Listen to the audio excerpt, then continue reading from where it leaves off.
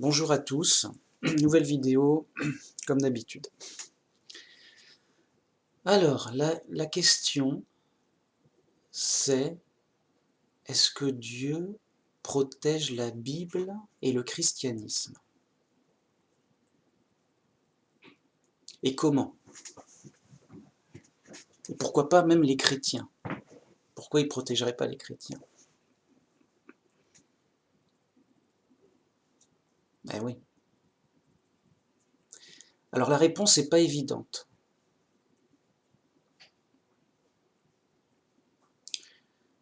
Déjà, on peut répondre non de manière sûre et certaine concernant une protection absolue. C'est-à-dire que, il a voulu déchirer une Bible, il est mort. Ah bon? Sérieux? Oui, il était méchant, il a voulu déchirer une Bible, ou pire, il a voulu la falsifier, il n'a pas pu, il est mort. Oh. Donc, vous voyez, par miracle direct. Donc non. Quelqu'un qui veut falsifier la Bible, ou la détruire, ou la brûler, pour en priver les autres, il le fait, c'est tout. Voilà, tranquille. Quelqu'un qui veut tuer des chrétiens, voilà, il les tue, c'est tout. Quelqu'un qui veut détruire le christianisme, il détruit tout ce qu'il peut, voilà, bien sûr. Donc non, il n'y a pas de protection directe. Et c'est un savoir, sinon ça se verrait. Il y aurait des athées qui feraient le malin. Alors comme ça, je ne peux pas falsifier la Bible ou détruire la Bible. Donc il ferait des fausses Bibles avec une imprimerie. L'imprimerie, elle se détruit, il ne peut pas. Il n'y arrive pas. Il voudrait tuer un chrétien ou le mettre en prison, il ne peut pas. Il ne meurt pas, il ne veut pas mourir, il ne peut pas, etc. Non, il n'y a pas de miracle direct. Sinon, il y en aurait, c'est tout. C'est un savoir. Alors, il y a des chrétiens qui ont des problèmes avec le ça. Les faux chrétiens ont un problème avec la vérité. Donc, ça posera problème à des faux chrétiens. Voilà. Mais nous, on est pour la vérité, ça pose pas de problème. Ben oui, on le constate, on voit. Le tout, c'est de le comprendre. Alors pourquoi? Ça aurait été mieux. Alors, j'ai un morceau de texte intéressant. C'est justement les apôtres enseigner dans tout Jérusalem la venue du Christ, la résurrection du Christ, de Jésus. Et les autorités du judaïsme, ils pensaient que c'était réglé. Voilà, on l'a tué, c'est réglé. Mais après, on nous a dit, oui, ils ont pris le corps n'est plus retrouvé, et mince, les disciples pourraient dire qu'il est ressuscité. Paf, ça n'a pas raté. Les disciples disent à tout le monde dans Jérusalem que Jésus est ressuscité. Donc je vais dans Actes 5.25.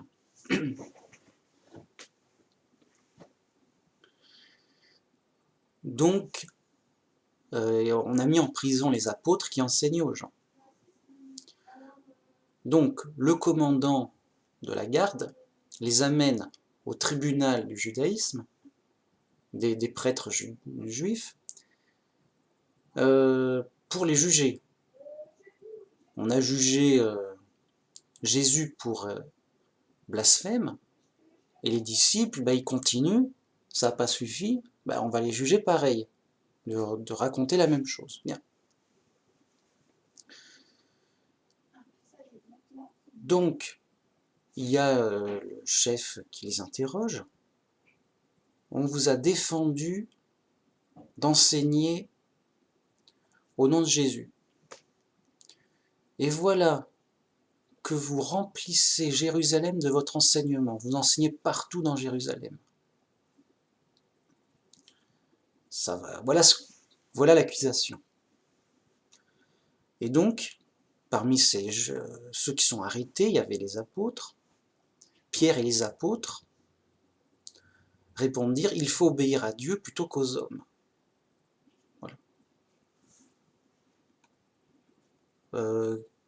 Car Dieu a ressuscité Jésus, et donc on l'annonce à tout le monde, c'est tout. Donc Dieu nous dit de l'annoncer, on obéit à Dieu plutôt qu'à vous qui dites non, ne le dites pas. Voilà.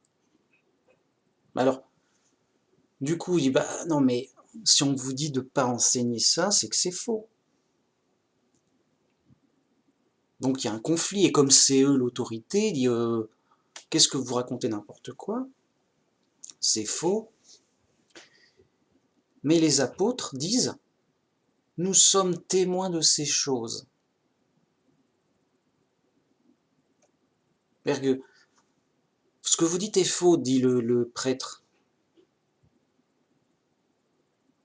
Et les apôtres disent, mais on l'a vu, on en est le témoin, on l'a vu ressusciter, on l'a vu, on sait que c'est vrai. Tu vas pas nous dire que c'est faux, à nous qui savons que c'est vrai.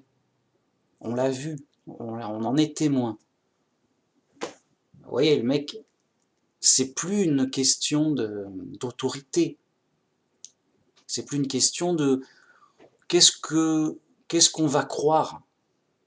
Vous voyez, c'est plus une question de non, c'est faux, on ne doit pas croire que c'est vrai.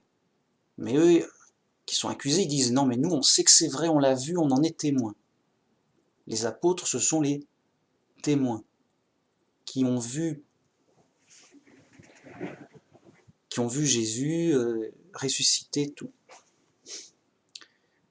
Alors, ça ne les a pas calmés. Furieux, les juges voulaient les tuer. Bon, bah, on peut rien en faire, on est obligé de les tuer. C'est maman. Donc, alors qu'ils allaient les tuer, justement, il y a un des juifs de l'assemblée, là, quelqu'un d'estimé, d'important dans leur assemblée, du tribunal, qui a voulu parler, qui a dit attendez, c'est plus compliqué que ça, il faut que je vous parle. Bon, qu'est-ce qu'il va dire? Et c'est pour ça que ça fait partie du titre de la vidéo, je trouve ça intéressant. Le gars, il sait pas, il donne une approche prudente. Il dit, je vous dis de ne plus vous occuper de ces hommes. Laissez-les aller. Si cette entreprise ou cette œuvre vient des hommes, elle se détruira. Donc il dit, croyez-en mon expérience. S'ils disent n'importe quoi, qu'ils ce sont des menteurs, qu'ils n'ont pas vu ce qu'ils disent avoir vu, etc., laissez-les aller dire n'importe quoi, ils n'ont pas d'autorité, c'est des vagabonds, voilà. Car ce qu'ils font, si ça vient d'eux, ça va se détruire, ça va se détruire tout seul. Ça va perdurer peut-être comme une rumeur, puis après, bon, les gens, on passe à autre chose, c'est un effet de mode, et après, ça va disparaître tout seul. Par contre, si elle vient de Dieu, si c'est vrai, si ce qu'ils disent est vrai et que ça vient bien de Dieu, vous ne pourrez la détruire ce qu'ils font. Puisque c'est Dieu, vous ne pourrez pas détruire leur action, l'entreprise en tout cas, donc le christianisme. Et en plus, ne courez pas le risque d'avoir combattu contre Dieu. Vous voyez, vous prenez un risque de fou. Si c'est vrai, donc, quoi que vous fassiez, ça ne changera rien. Le christianisme perdurera, c'est l'action de Dieu, voilà, c'est tout, et c'est lui le plus fort, point, c'est réglé, voilà. Et en plus, et c'est peut-être même le plus grave pour vous-même, parce que non seulement vous aurez agi pour rien, mais ça vous sera compté comme injustice, et, pour, et, et de la pire espèce, puisque ce sera une injustice contre Dieu, en combattant l'œuvre de Dieu. La totale. Soyez prudents, mes frères, c'est vrai, on ne sait pas, ne prenons pas de risques. Qu'est-ce que... Hein, et ça va pas nous déranger longtemps. Voilà. Et donc il apporte un point de vue prudent et sage. Nous, on n'y croit pas, mais on ne sait pas. C'est bizarre, on ne sait pas. Ça fait du remue-ménage. Bon, mais si c'est un truc inventé, ça va se détruire tout seul.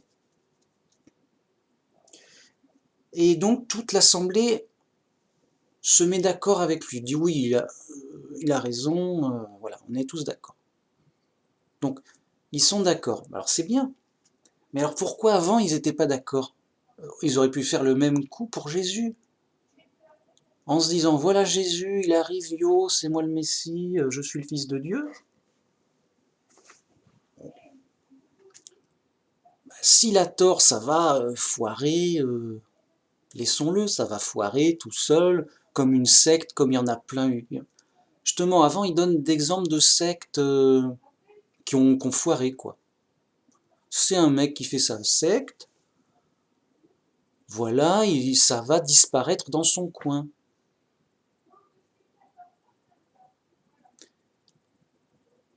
Et, et si par, et si, par surprise c'était vrai, bah c'est que Dieu est avec eux et on ne va pas combattre contre Dieu. Au mieux on dira, bah voilà, écoute, on ne sait pas, on n'a pas de moyen de savoir, donc on laisse faire, que Dieu en juge. Et si jamais c'était vrai, bah dans ce cas-là, Dieu, voilà, on n'est pas fâché, on n'est pas ennemi de Dieu, dans le sens où on dit, bah, on ne savait pas, écoute, on a trouvé ça bizarre, voilà, une approche prudente. Seulement, vous voyez que cette approche prudente, ils ne l'ont pas eue pour Jésus, et ils l'ont tué. Pour un pseudo-faux prétexte. Oui, il a dit qu'il est le Messie, alors si c'est vrai. Oui, mais il a dit qu'il est le Fils de Dieu. Ce qui veut dire...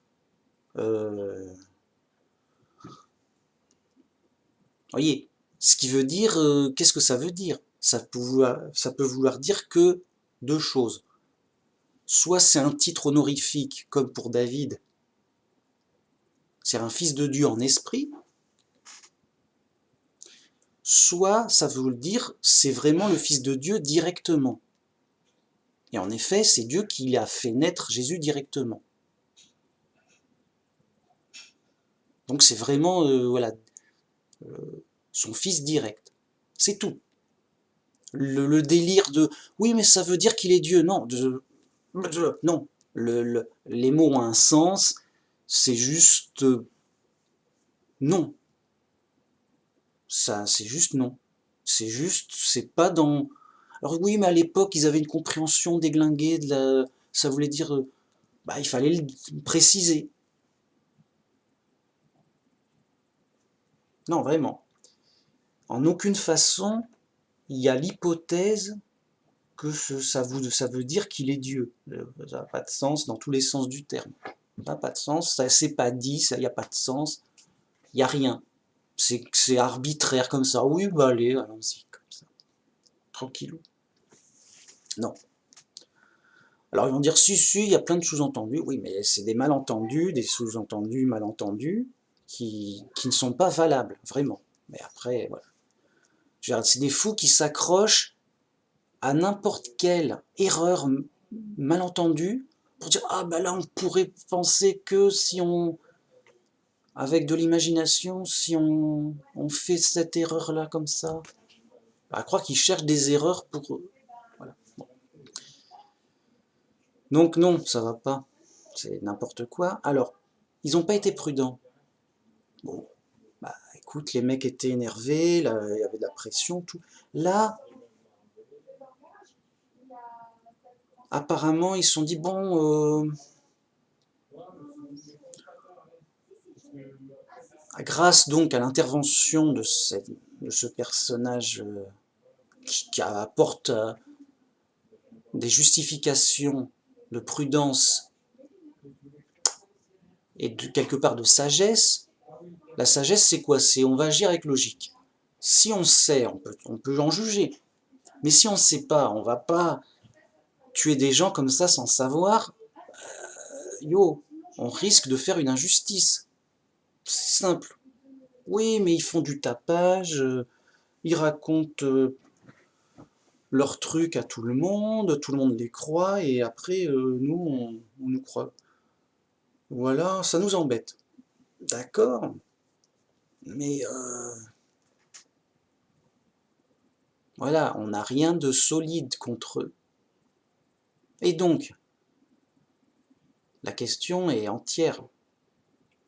S'ils mentent et qu'ils font leur secte, leur fausse doctrine, ça se détruira tout seul.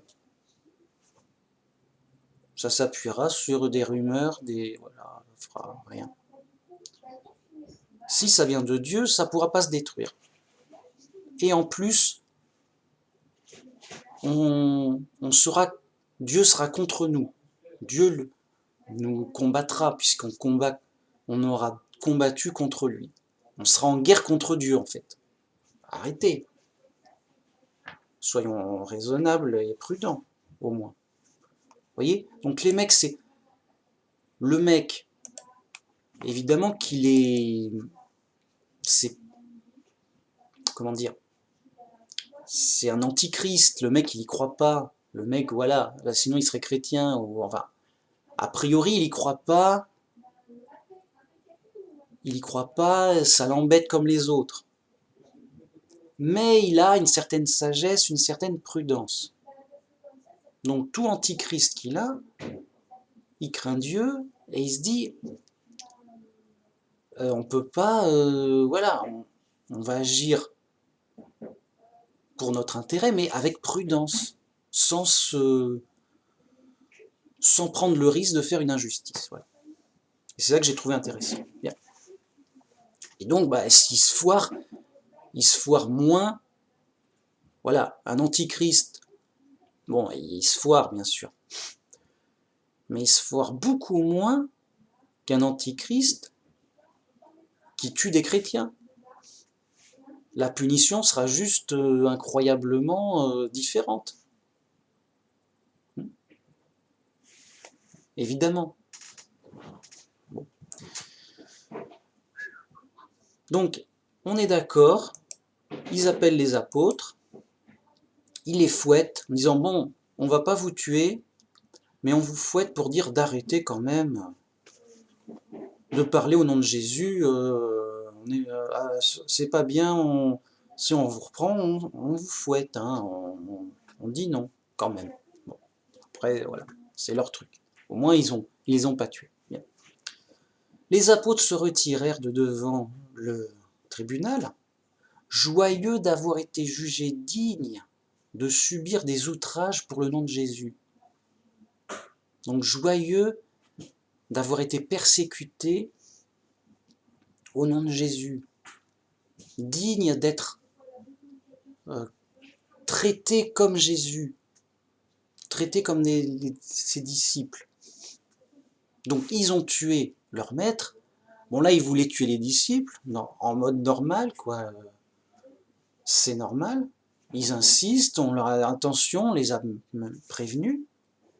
Ils continuent, bon, bah on va les tuer. Mais là, bon, ils se disent, oh ça va, on a tué le chef, tout. Bon, là, l'humeur a changé. Ils ont décidé d'être prudents. Non, non, on va laisser faire. Soyons prudents. Ne prenons aucun risque. De toute façon, ça va s'essouffler tout seul si c'est une invention délirante. Hein, manquerait plus que ça. Bon.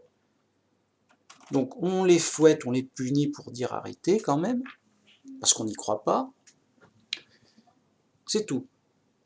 Et chaque jour, dans le temple et dans les maisons, il ne cessait d'enseigner et d'annoncer la bonne nouvelle de Jésus-Christ. Donc il continuait au dos si sec. Ça les a pas arrêtés, c'est clair. Voilà. Donc j'ai trouvé ça intéressant à soulever. Et donc pour la question globale, est-ce que Dieu protège le christianisme, la Bible et les chrétiens? Alors non, on sait que non. Mais on va me dire, d'accord, Dieu ne protège pas les chrétiens, sinon il n'y aurait pas autant de chrétiens morts, de tués. D'ailleurs, voilà, ils se sont fait fouetter. Ils avaient voulu dire, oui, mais ils auraient pu se faire tuer. Ouais, bah ils se sont quand même fait fouetter. Tu veux te faire fouetter, c'est ça que tu veux?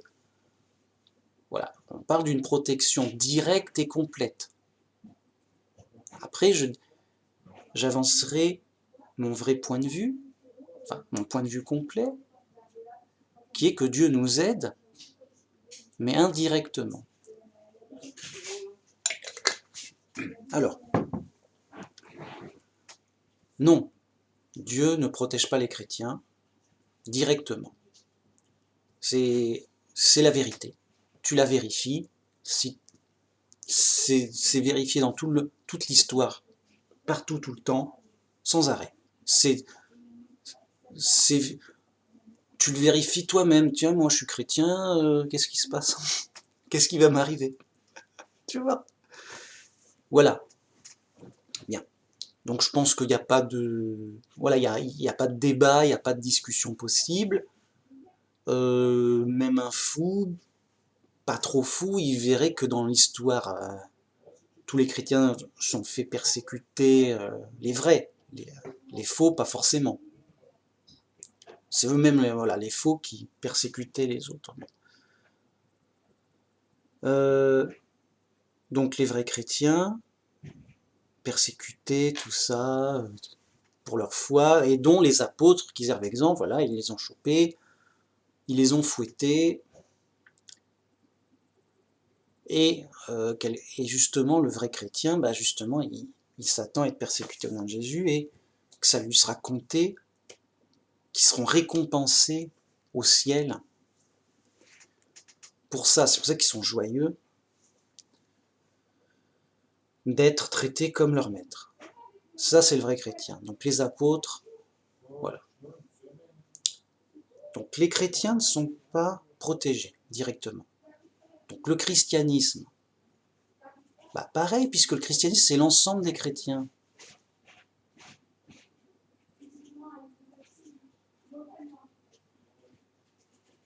Eh oui. Alors certains vont me dire, mais non, regarde, le christianisme, il a réussi dans l'histoire et tout, ça fait, il y a 2000 ans qu'il est là, machin, truc, tu vois, rien ne peut le détruire, il est le plus fort et tout. Alors, non. Ça, c'est le faux christianisme. Moi, je parlais du vrai, en fait. Bah oui, si le christianisme, je parle du vrai, pas du faux, qui n'importe quoi. Bon. Donc, qu'est-ce qui s'est passé? Alors, peut-être pour finir avec les chrétiens. Donc, non, Dieu ne protège pas directement les chrétiens. Alors, on pourrait dire, oui, mais là, les apôtres, il y a eu un miracle pour l'aider, machin. Oui, mais alors ça, c'était peut-être au début de la mission pour aider un peu, mais ça les a pas sauvés des persécutions et de la mort. Voilà. Hein, bon. Donc, non, c'était pour aider. Alors Dieu les a aidés dans la mission. Bien. Mais c'est tout. Donc, Dieu ne protège pas directement les chrétiens, et c'est prévu. Jésus nous dit, vous serez persécutés en mon nom, on vous tuera, on vous chassera, on vous insultera, il n'y a pas de problème. Ah bon, d'accord, ben voilà. On nous annonce la couleur. Bien. Donc vous êtes chrétien, vous allez prendre. Ok. Donc il n'y a pas de débat, juste c'est vérifiable et qu'on... Voilà. Dans l'histoire aujourd'hui partout, et c'est annoncé à l'avance. À la limite, on serait surprotégé. Bah alors, Jésus s'est trompé, il nous dit on sera battu, insulté, alors que non, on a des super pouvoirs, on est invincible, qu'est-ce qui se passe? Je suis un chrétien, laissez-moi passer. Vous ne pouvez pas arrêter la force de Dieu qui est en moi et tout. Non. Donc, tout converge de manière solide, de manière indéniable, que c'est clair. Il n'empêche que Dieu nous aide indirectement à supporter ces épreuves, de même que pour ces apôtres, même après avoir été fouettés, ils étaient tout heureux, tout joyeux, parce qu'ils étaient aidés spirituellement dans les épreuves qu'ils avaient pour faire avec. Et pour être... Donc Dieu nous aide indirectement et surtout spirituellement, mais même de toutes sortes de façons. Et ça se retrouve dans la prière, donne-nous notre pain de chaque jour, donc Dieu nous aide pour nous nourrir, nos besoins, éloigne-nous de la tentation et délivre-nous du mal. Donc on a des épreuves et Dieu nous aide à nous en délivrer. Bien, ok. Donc on a ça pour le chrétien. Pour le christianisme, alors le christianisme aurait dû disparaître. Le vrai christianisme, j'entends. Pourquoi? Parce que justement, ils sont chassés, tout ça. Ils n'ont pas le droit de se défendre, ils n'ont pas d'armée, ils n'ont pas de puissance financière, ils ne sont pas riches, que des problèmes. Je veux dire que qu'est-ce que tu vas aller voir des païens pour leur dire, venez croyez en mon truc étrange. Venez, devenez chrétiens, oubliez vos dieux glorieux et puissants avec des grands temples et qui vous promettent de la prospérité et tralala. Venez, devenez chrétien pour porter votre croix et supporter les épreuves. Oui, c'est bizarre, mais ça va, on va vous expliquer tout. Vous voyez, ça semble, c'est folie pour le monde. Donc ça, le truc, il peut pas marcher. Bien. Le truc peut pas marcher, mais comme dit la phrase, voilà, je veux dire, tu viens avec une secte yo et tout. Ça peut marcher, voilà, ouais, tu verras, c'est de la bonne. Ça peut marcher comme un effet de mode en disant, ah ouais, on nous promet des choses, de la gloire, de la fortune. Mais au bout d'un certain temps, bon, ça passe de mode et la petite secte, elle disparaît d'elle-même, ou il y a des problèmes, elle disparaît quoi. Voilà. Et c'est ce que dit le texte de l'expérience de cet homme qui nous dit, si cette œuvre vient des hommes, elle se détruira. Et en effet, si cette secte religieuse, ça a été fabriquée par des fous qui délirent, ça va se détruire, même si ça fait un effet de mode, que ça attire un peu des gens, là, parce que c'est nouveau, que sais-je, ça va se détruire. Mais si elle vient de Dieu, vous ne pourrez la détruire. Donc t'as du christianisme, du vrai, qui est censé disparaître, qui n'a rien d'attrayant, qui est difficile, qui est bizarre, qui est étrange, et qui est folie pour le monde. Qu'est-ce que ça peut... C'est moins bien qu'une secte religieuse qui nous promet, tu vois, une secte quelconque qui nous dit n'importe quoi, mais qui est attirante. C'est moins bien que ça. Bon. Donc ça doit normalement disparaître plus vite qu'une secte quelconque. Mais ça disparaît pas. Car il dit, si elle vient de Dieu, vous ne pourrez la détruire. Bah alors, dans ce cas-là, dès que tu touches, donc dans ce cas-là, Dieu protège le christianisme. Forcément, il a dû protéger le christianisme pour que ça perdure et que ça reste, quoi. C'est obligé. Alors oui, mais pas directement. Si ça serait direct, bah, le christianisme, c'est l'enseignement de l'ensemble des chrétiens. Là.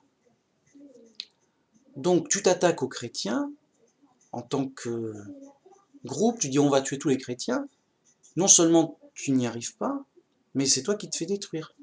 Mais directement. C'est-à-dire que tu envoies une armée, tiens, bah, t'envoies une armée, voilà, tuez-moi tous les chrétiens, et en fait, il y a un ange qui arrive, il détruit l'armée en 2 secondes, il dit non, ça va, c'est bon, vous êtes protégés, ils ont voulu combattre contre Dieu, voilà, c'est mal, ça mal. Voilà. Non, pas directement, mais indirectement, on ne sait comment, le christianisme n'a pas disparu. Le vrai, hein, n'a pas disparu. Bon.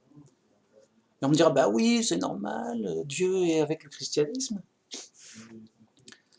Mais, et c'est donc, c'est grâce à l'Église catholique et orthodoxe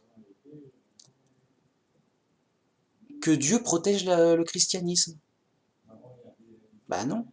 Bah si, regarde, grâce aux catholiques et aux orthodoxes, le christianisme il est fort, il est glorieux, il est puissant, il compte, on l'entend dans le monde, c'est nous les plus forts, on est les plus riches et tout. Bah non. Dieu va pas se servir du faux christianisme pour protéger le vrai christianisme. Ils font le contraire du christianisme. Donc, non, c'est le faux christianisme. Les mecs, ils délirent, les mecs, c'est juste des fous. C'est juste des fous qui veulent imposer le faux christianisme en faisant le contraire du christianisme, justement.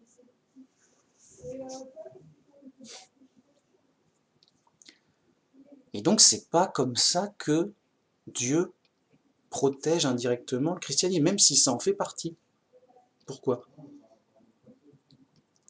Parce que ce faux christianisme, qui s'impose par la force, par l'épée, dégueulasse, les mecs, donnez-moi votre argent, vraiment, ils prenaient l'argent des gens, alors, pas en vol, en impôts.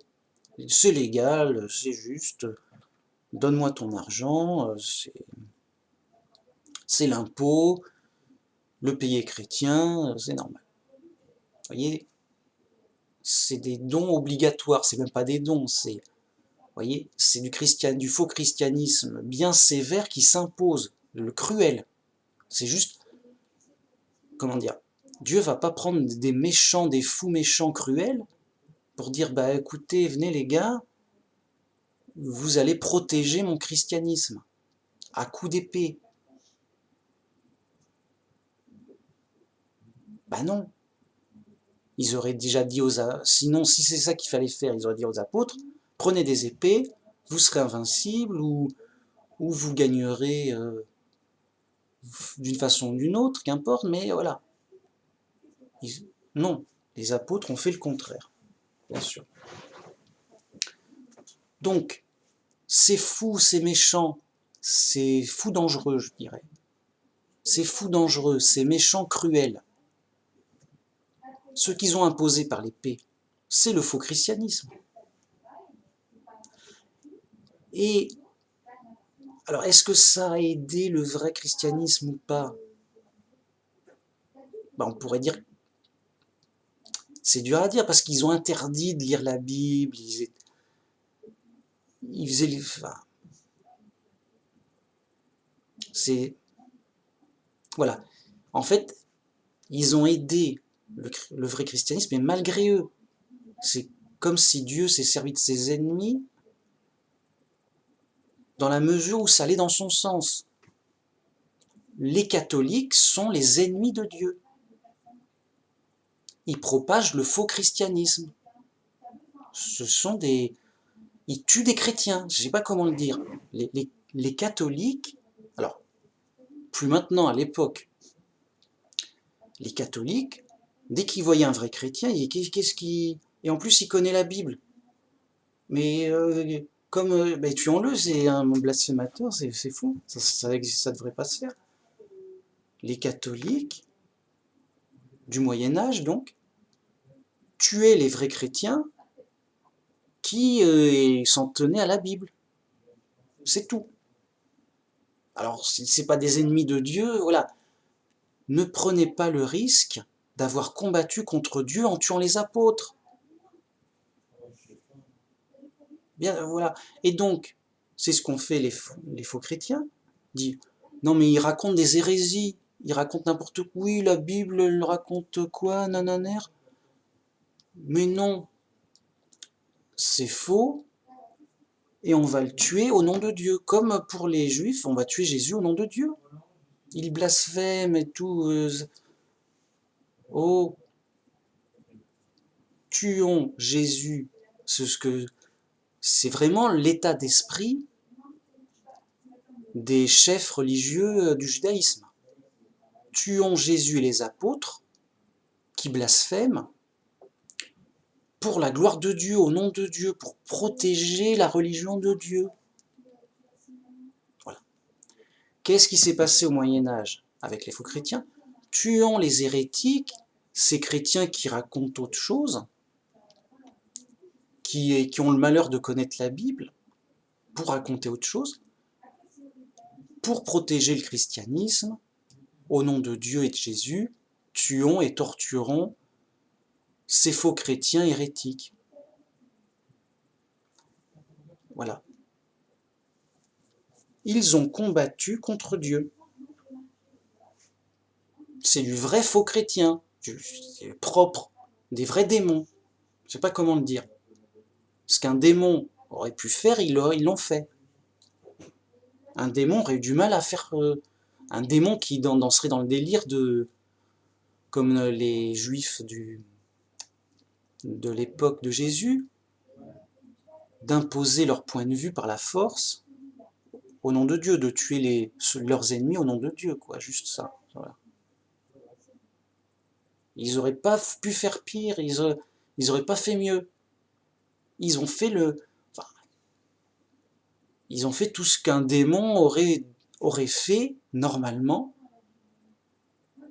pour imposer son faux christianisme. Bien. Et donc, c'est pas comme ça que Dieu protège le christianisme.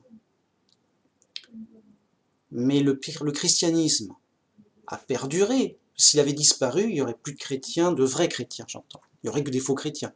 Alors comment ça se fait qu'il puisse encore y avoir de vrais chrétiens malgré toutes ces difficultés? C'est-à-dire que ça doit disparaître tout seul, en tant que religion, de vraie religion, une religion de faiblesse, vous voyez, ça doit disparaître tout seul. Et en plus, il y a du faux christianisme qui s'impose par la force dessus, pour être sûr de bien noyer le poisson, de tuer les vrais chrétiens et de ne montrer du christianisme que le faux. Le christianisme, ah mais c'est les fous là qui tuent tout le monde là. Oui, bah, toi ça donne l'image du christianisme, c'est les fous furieux, les inquisiteurs démoniaques. Alors, comment ça se fait qu'il y a encore des vrais chrétiens? Eh bien ça, c'est encore l'aide indirecte de Dieu qui fait qu'il y a des gens qui donc, comme j'avais expliqué avant, soit par ignorance dans le Moyen-Âge, ils étaient chrétiens, mais des vrais chrétiens sans le savoir, juste avec le très peu de ce qu'ils avaient su. Oui, il y a un Dieu et Jésus est le Fils de Dieu, voilà, et alors? Eh ben, t'es un vrai chrétien sans le savoir. Parce que protégés par leur ignorance et leur humilité. Bien. Et de nos jours, pareil, avec en plus que si tu as la Bible et que tu lis et que tu connais la Bible, et que tu ne rentres pas dans la folie du monde, bien sûr, et que tu reviens à la Bible simple et au message simple, bah tu deviens simplement un vrai chrétien sans effort, enfin sans effort, si avec l'effort d'écarter du faux. C'est en fait la Bible est facile. Ce qui est difficile, c'est d'écarter les fausses doctrines qui pullulent de partout. Le travail, c'est de virer les traditions, les fausses doctrines, les fausses traditions des catholiques. Ça, tu le pousses, ça revient, quoi. Il y en a partout, dégueulasse. Vous voyez? C'est facile d'être un vrai chrétien, il suffit de savoir lire et de croire ce qu'on lit de l'évangile. Alors, ce qui est difficile, c'est d'échapper à la propagande de la fausse religion, du faux christianisme des catholiques, en général, et des autres aussi. Hein. Les protestants, les orthodoxes, les ce que tu veux, les fous, quoi. C'est ça la difficulté.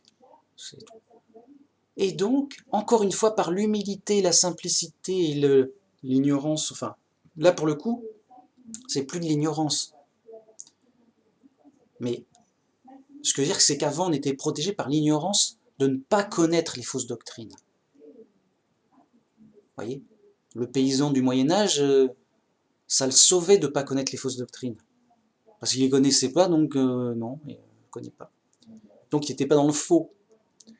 De nos jours, tu peux toujours être sauvé par cette sorte d'ignorance, mais vous voyez, c'est incomplet. Mieux vaut savoir, mais mieux vaut savoir le vrai. Et donc de nos jours, on est sauvé par l'humilité, bien sûr, mais aussi par la vraie connaissance de la Bible simple, et c'est mieux. On sait ce que se dit la Bible, et mieux vaut obéir, comme disaient les apôtres, mieux vaut obéir aux hommes, à Dieu qu'aux hommes. Donc mieux vaut obéir à la Bible qu'aux traditions dégueulasses des doctrines inventées, mais de fous, qui sont honteuses, des catholiques fous. Ils ont n'importe quoi. C'est pas défendable. C'est pas défendable. Le gars, il va le défendre, oui, je te fais un Da Vinci Code bizarre. Voilà. Leur défense, c'est encore un truc fou. Ils défendent du fou avec du fou. Ben, tout est fou. C'est fou. Bon. Ouais, vous voyez, c'est bien simple. Et donc, Dieu protège le vrai christianisme, mais encore une fois, indirectement, sans que ça se voie. Et pour la Bible, est-ce que Dieu défend la Bible? Non. Preuve en est, il y en a qui ont falsifié la Bible et qui ont réussi. Vous avez une Bible falsifiée. C'est normal. Les fous l'ont falsifié, ils font ce qu'ils veulent, c'est les plus forts, qu'est-ce qu'il y a? Tu veux te battre? C'est tout. Donc, il y a eu, à ma connaissance, 3 grosses falsifications. La première, enfin, pas forcément dans l'ordre, mais il y en a une où ils ont changé le texte d'une lettre de Jean qui disait et les trois sont un, le sang, l'eau et l'esprit sont d'accord. Voilà, c'est tout. Et ils ont rajouté faussement et les trois sont un. Comme ça, en mode yo. Yo, ça, pourquoi? Je sais pas, qu'est-ce qu'il a voulu dire? Oh, ça ressemble à la Trinitoche. Ça tombe bien, on manquait de preuves pour la Trinité. On dit pas non. Après, pour le coup, ça s'est trop vu, ça a été retiré. Voilà. Pour le coup, ça a été une falsification qui a été déjouée. Tant mieux. Mais il y a deux autres falsifications qui n'ont pas été déjouées. Et donc qui figurent vraiment dans vos Bibles. Donc cette falsification-là, elle n'est pas dans la Bible moderne. Elle est dans des Bibles anciennes, là où ils ont réussi leur mauvais coup. Bien. Chez les catholiques, fous. Les catholiques fous, d'accord. Ok. Donc, la deuxième, c'est vous les baptiserez au nom du Père, du Fils et du Saint-Esprit. Alors que le texte original ne dit pas ça. Et vous les baptiserez, voilà, c'est bien. Même il dit, vous les baptiserez en mon nom. Un truc comme ça. Bon, j'ai pas le truc exact. C'est pas grave, c'est pas pour... si le mec il connaît pas, tant pis. Hein, c'est un ignorant comme un autre pour lui. S'il peut vérifier, ben, qui vérifie, il aura le salaire de son effort. Mais voilà, les fous, ils sont pas là pour vérifier. C'est à ça qu'on les reconnaît, on leur a dit des preuves, on s'en fout. Déjà, ils s'en foutent. Tu leur apportes la preuve, ils s'en foutent. Alors, ils vont pas non plus travailler pour chercher la preuve. Ils rejettent la preuve quand on leur donne gratos. Ils vont pas travailler pour trouver la preuve et la rejeter. Ils vont travailler pour rien. Non. C'est dégueulasse. Un fou dégueulasse, voilà. Bon.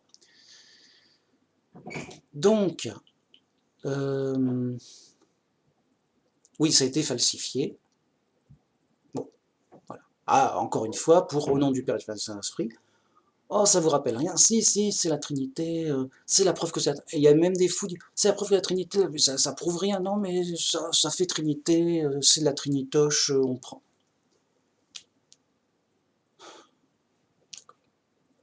C'est déjà même pas des vraies preuves de la Trinité. Mais il y a une allusion. Ils ont foutu des allusions, voilà, c'est des fous du Moyen-Âge, dégueulasses, je sais pas d'où ils viennent. Ils disent, oh, il n'y en a pas assez de preuves pour la Trinité, on va essayer d'en mettre des petites allusions comme Nio, quoi. Je sais pas. Bon, qu'importe. Qu'importe pour qui, pourquoi, c'est prouvé faux. C'est faux. C'est falsifié. Bon. Et une autre qui est restée, elle aussi, c'est le nom de Dieu, tout simplement. Ils ont retiré le nom de Dieu pour mettre le mot éternel, le titre éternel. Voilà, c'est tout. Et là, c'est pas caché et ça satisfait tout le monde. Tu vois, un vrai chrétien, oh, ils ont retiré le nom de Dieu, c'est dommage. Oui, on s'en fout, quand même, le nom de Dieu. Non, c'est bien, ça. On préfère qu'il n'y ait pas le nom de Dieu, c'est mieux. Ça, voilà. Et de toute façon, on ne le connaît pas et c'est pas plus mal. Ouf, on a oublié le nom de Dieu, c'est bien. On ne le fait pas connaître, on est bien.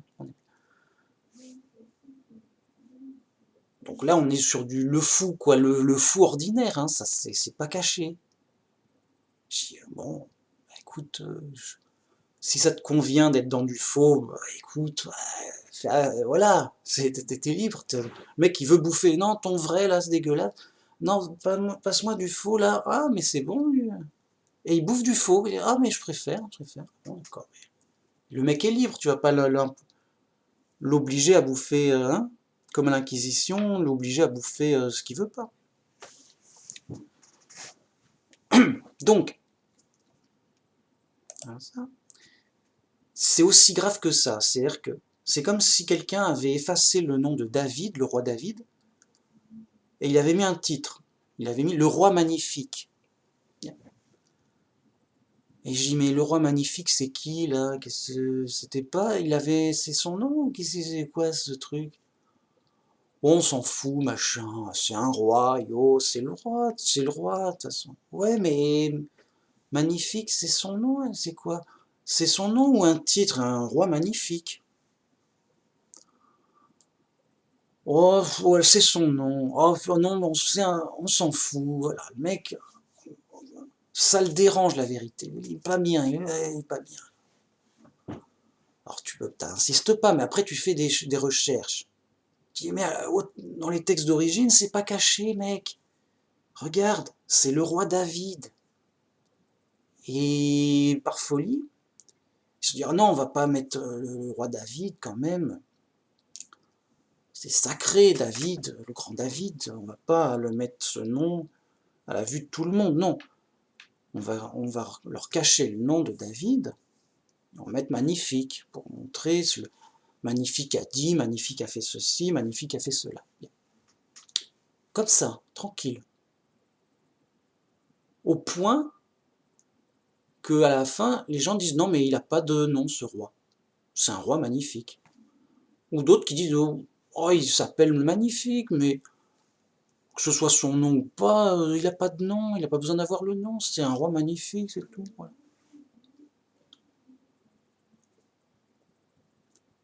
Mais le texte d'origine, on s'en fout, mais quand même, c'est marqué David. Ah, mais arrête avec ce nom-là.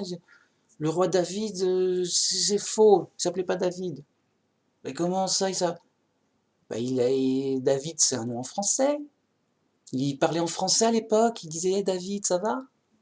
Bah non, mais il s'appelait pas David, d'accord. Ah, tu vois, t'avoues. Il se croit intelligent avec des bêtises. T'avoues, il s'appelait pas David. Oui, mais non, mais ça a été traduit, parce qu'en français, on traduit les noms aussi. Mais il avait un nom, David.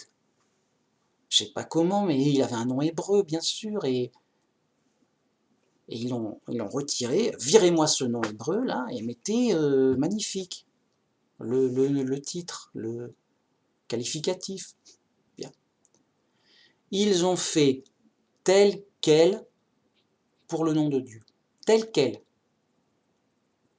Le Dieu éternel Dieu, ou l'éternel Dieu, l'éternel Dieu, a fait ceci, a dit cela. Tu ne prononceras pas le nom de l'éternel ton Dieu. Bah, quel nom? Bah, l'éternel ton Dieu. Alors son nom c'est l'éternel ton Dieu. Tel quel. C'est pas caché, c'est pas caché. Tout le monde le sait, enfin tout le monde, pour peu qu'il... Pas un ignorant catholique de base, évidemment. Le mec, on lui a rien dit, il sait pas ce qu'il fait, il sait presque rien. Voilà, bon. Tu prends quelqu'un qui connaît sa religion, qui connaît il connaît le christianisme, connaît la Bible, bien. Et tu dis, bah, pourquoi vous continuez à cacher le nom de Dieu, dégueulasse et tout, ça va pas, c'est pas bien. Non, mais yo, on préfère, comme ça, c'est la tradition, écoute, yo. Tradition de cacher le nom de Dieu, de l'oublier, c'est bien, genre, on préfère la tradition, c'est mieux. Ben, c'est moche, c'est quoi ce projet de fou, là? Ils ont fait tel quel, au lieu donc de Jéhovah, la traduction en français du nom de Dieu, qui existait en hébreu, voilà, pas de problème. Ils ont dit, bah écoutez, c'est un nom quand même trop sacré, on préfère le cacher. D'eux-mêmes, hein, c'est pas Dieu qui a dit cacher mon nom et tout. Bah, moi j'aurais l'air fâche, je dis attends mais Dieu, cache le nom de Dieu, mec, oh. Il le dit, Dieu dit tu cacheras mon nom, surtout oublie-le, je te le dis, je te dis mon nom mais oublie-le, ne le dis jamais, ne l'utilise pas, oublie-le quoi. Attends, tu nous donnes ton nom pour après ne pas l'utiliser, pas le cacher, va autant ne pas donner ton nom. Comme ça, c'est réglé, je sais pas. Non, c'est fou. Non seulement il donne son nom, il dit tous les prophètes tout le monde louer le nom de Dieu, machin, vive Dieu, Jéhovah notre Dieu, que ton nom est beau. Même Jésus, il dit sanctifier le nom de Dieu. La totale, rien n'y fait. Le fou reste fou, il n'en démordra pas. C'est à ça que tu reconnais un faux chrétien. Un faux chrétien, il veut cacher le nom de Dieu, Il ne veut pas l'utiliser, il ne veut pas le savoir, il veut... Allergique. Voilà. C'est plus fort que lui, c'est fou. Il est fou. Voilà. Donc quand tu as un faux chrétien qui te dit Dieu n'a pas de nom ou il ne faut pas utiliser le nom de Dieu, pourquoi? Qu'est-ce qui se passe? C'est quoi le plan? Tu viens du diable? Tu as fait un pacte avec le diable, c'est ça? Qu'est-ce qui t'arrive? T'es contre Dieu? Il y a un problème? Qu'est-ce qui se passe? Rien n'y fait. Le mec est fou, tu peux pas guérir un fou, c'est tout. Retiens cette phrase par cœur. Le mec est fou, tu peux pas guérir un fou. C'est tout. Le mec est fou, tu peux pas guérir un fou. Bon bah c'est tout, t'as rien à lui dire. T'as rien à lui dire, rien n'y fera. Bien. J'en étais où? Ils ont fait pareil tel quel,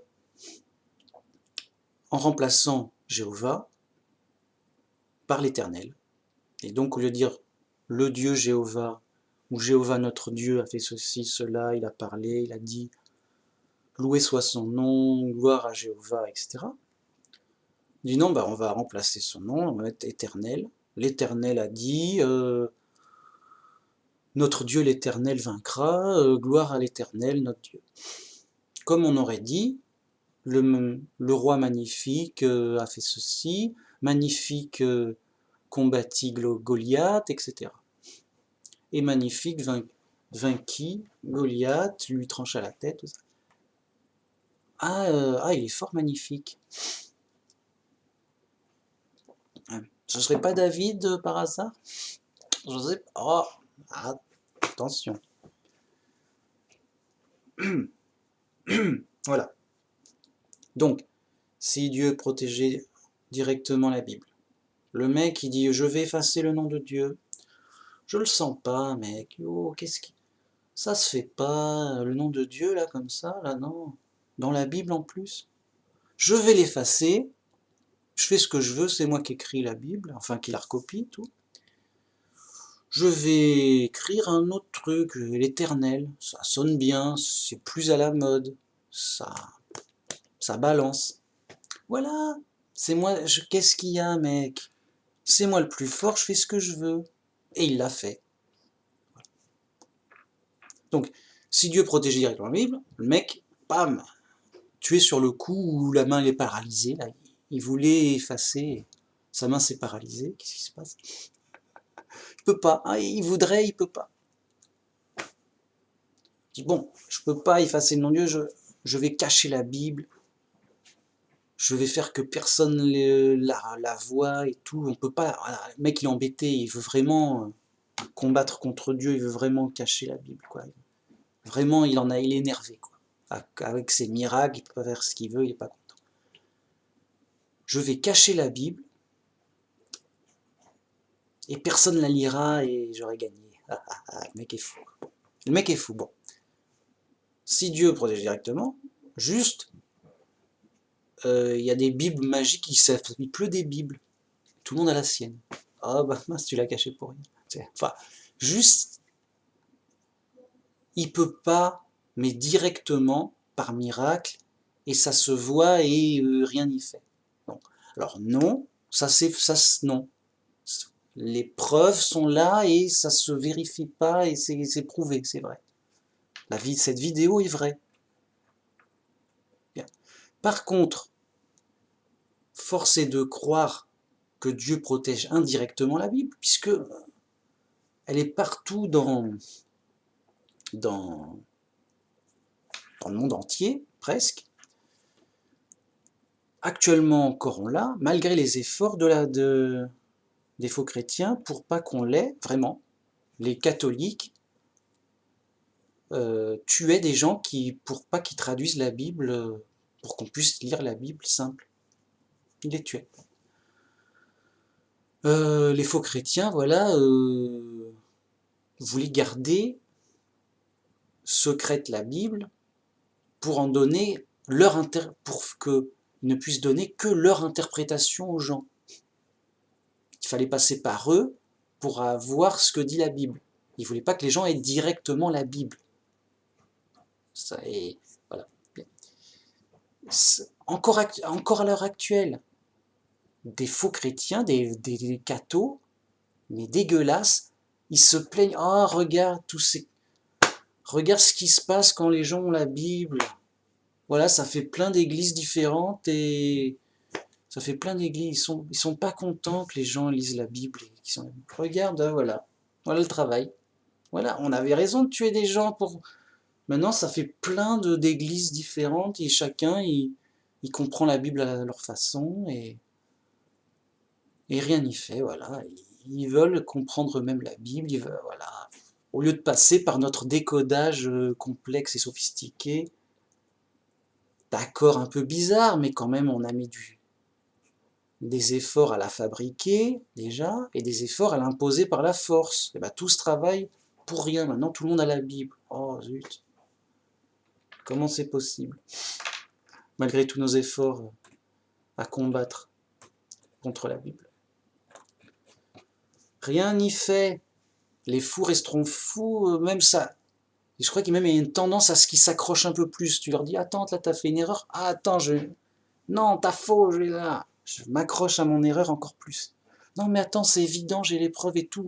Non, j'entends rien.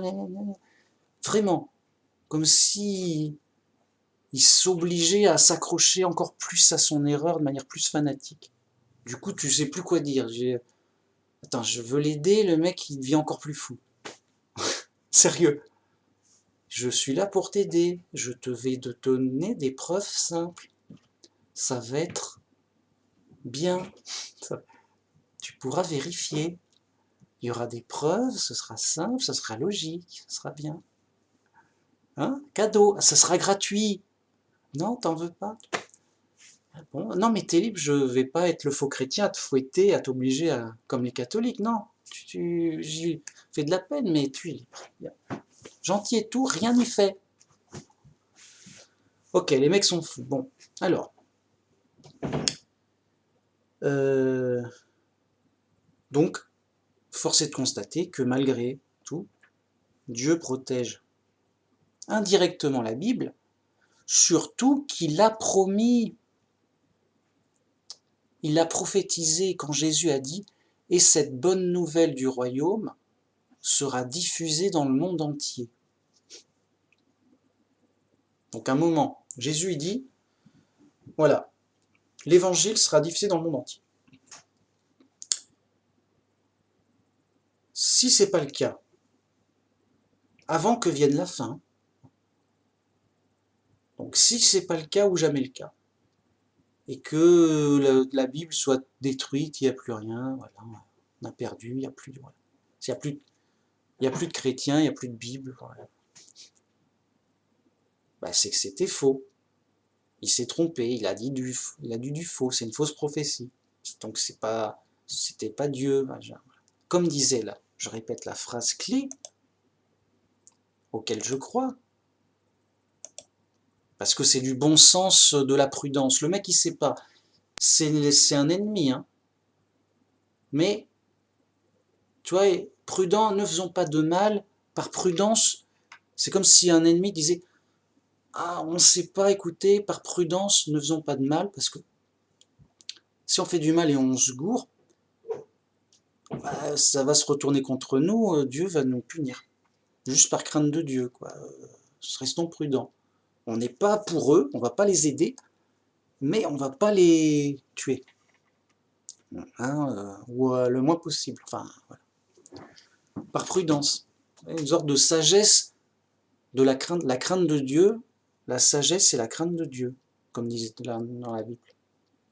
Donc il avait une certaine sagesse grâce à la crainte de Dieu, mais une certaine, pas suffisamment pour être chrétien, mais au moins pour ne pas aggraver son cas, ce qui lui sera vraiment bénéfique. Il sera jugé moins sévèrement, c'est évident. Le mec, il dit non, ne tuez pas les apôtres, on ne sait jamais.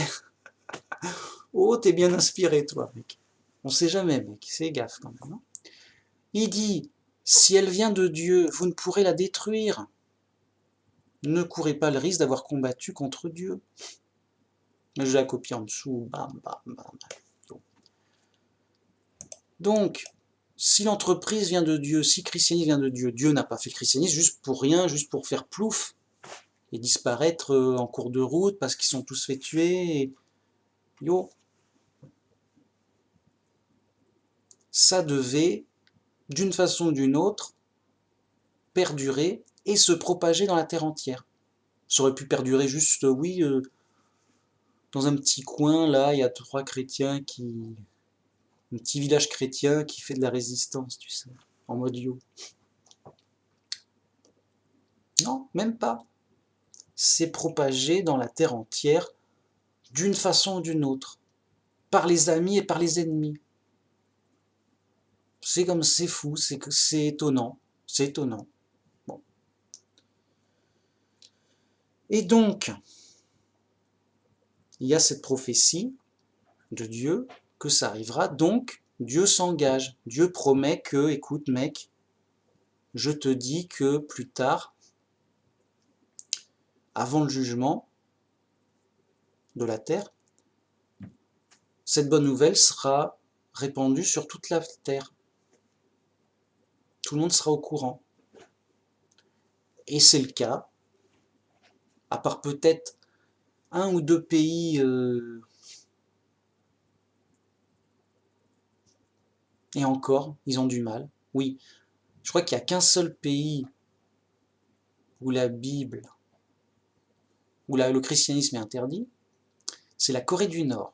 Les mecs sévères, fous et tout, et on est fous et tout.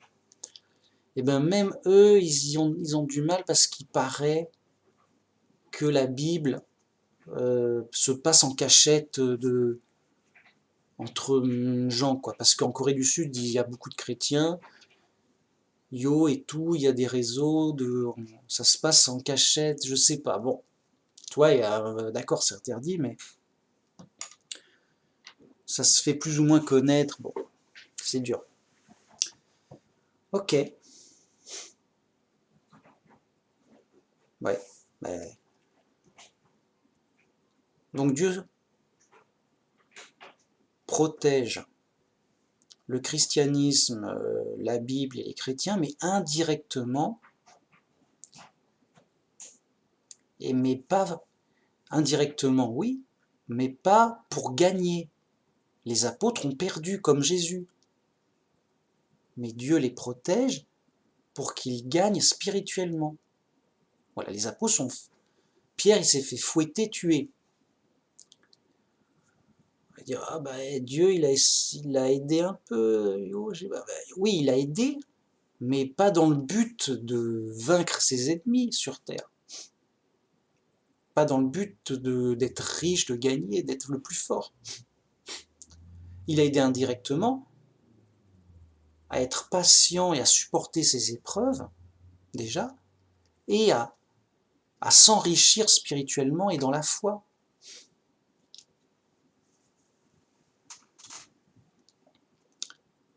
Voyez ?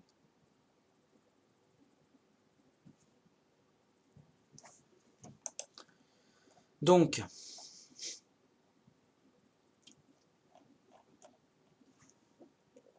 voilà.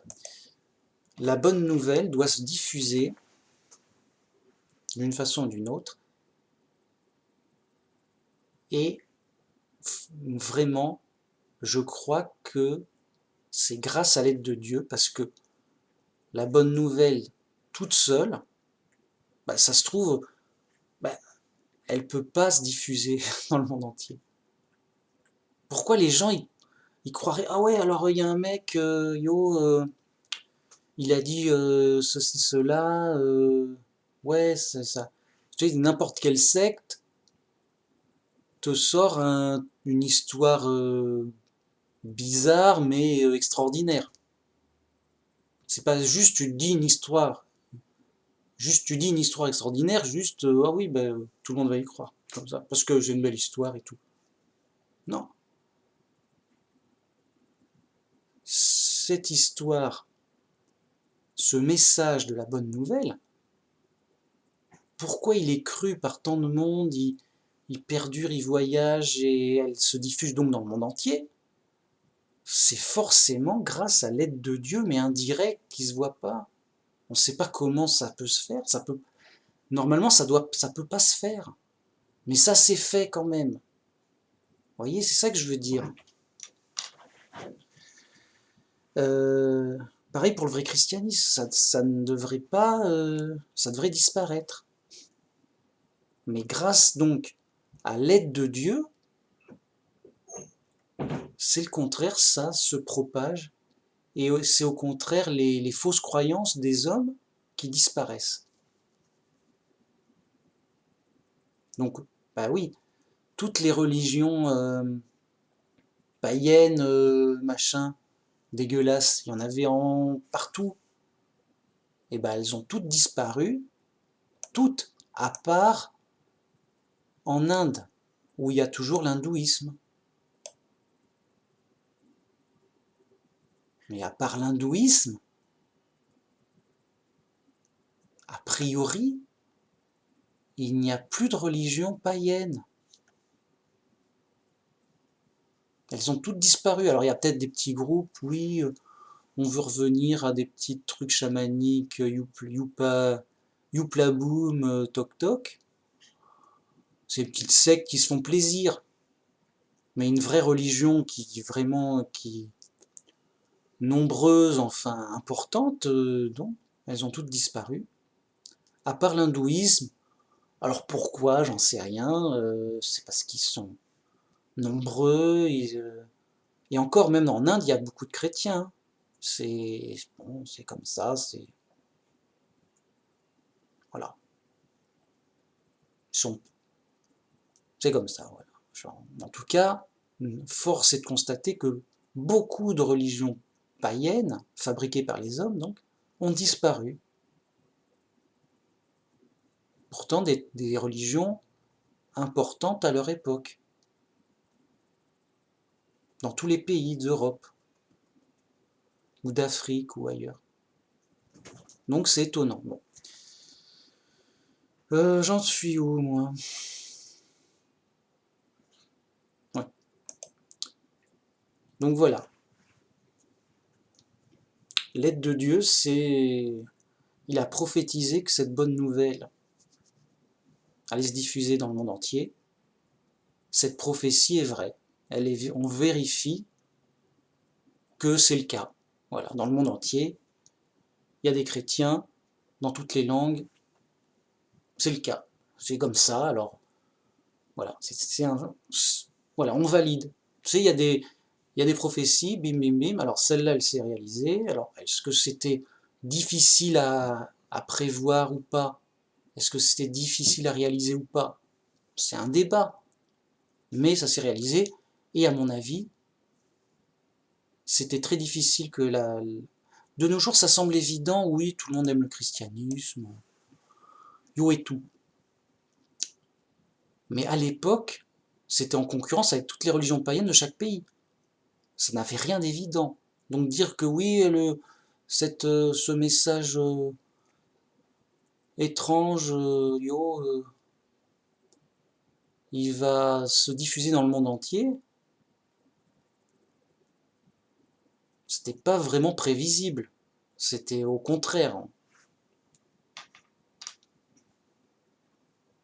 Donc, à chacun de voir l'ampleur du miracle. En fait, il y a eu un miracle, mais indirect. Voilà. Il y a eu un miracle, mais indirect. On ne peut pas le prouver. On peut juste constater que, quand même, c'est étonnant qu'il y ait tant de chrétiens et dans le monde entier que tout le monde connaisse l'évangile, le christianisme. Même s'ils ne sont pas d'accord, même dans les pays musulmans, ils connaissent le christianisme. Ils ne sont pas d'accord, mais ils le connaissent. Voilà. Sinon, pour les 3 fraudes bibliques, bah,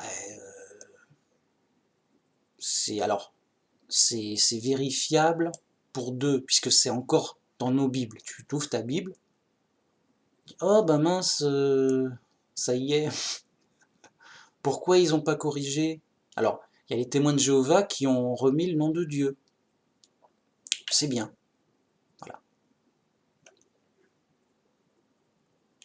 Il y a quand même, il faut le noter, voilà, il faut être honnête, la Bible catholique de Jérusalem. La Bible de Jérusalem, c'est une Bible d'un institut catholique, dégueulasse et tout. Ils ont remis le nom de Dieu, mais avec une tradition, une traduction latine, Yahvé. Alors, c'est moins bien, mais c'est déjà mieux que éternel. Ils ont, ils ont gardé le nom en latin, truc, je sais pas quoi. Vous pouvez pas le mettre en français, ça leur coûtait. Ah bah non, Jéhovah, de nos jours, c'est pas la mode.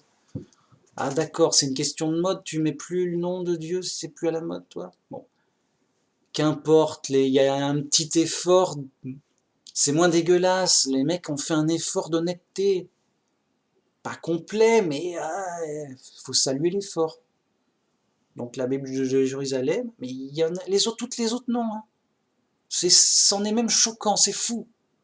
Bon, les gens ne se rendent pas compte. Oui, attends, mec. On a effacé le nom de Dieu pour le remplacer par un titre sur toutes les Bibles et toi, c'est su, connu, vérifié, vérifiable. Et toi, du coup, non, ça va, ça va. Non, on n'est pas chez les fous. Non, bien sûr que non.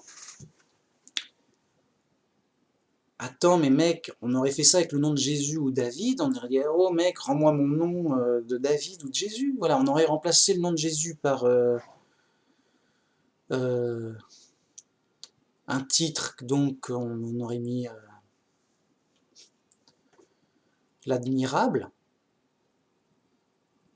Et au nom de l'admirable, je te baptise. L'admirable s'est fait crucifier. Oh non, zut. Mais avant, il s'appelait comment, en fait, le Fils de Dieu là. C'est son nom. L'admirable, c'est bizarre comme nom. Non, ça va. Oui, en hébreu, non, je sais pas. Ah, peut-être si en. Oui, oui, il va s'appeler. Après, juste, c'est rien n'est caché. Il dit, mais attends, mais il s'appelait Jésus, mec, qu'est-ce que nous.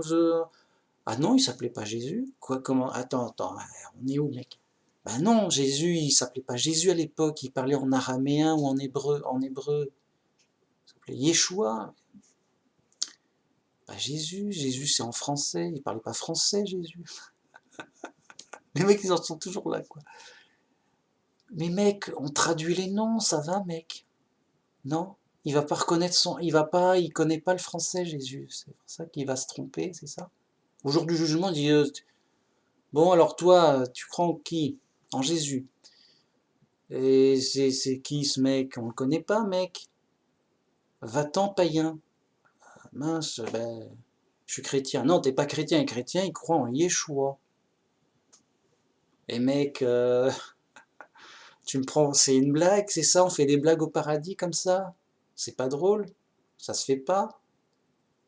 Mec, non, il sait pas le français, Dieu.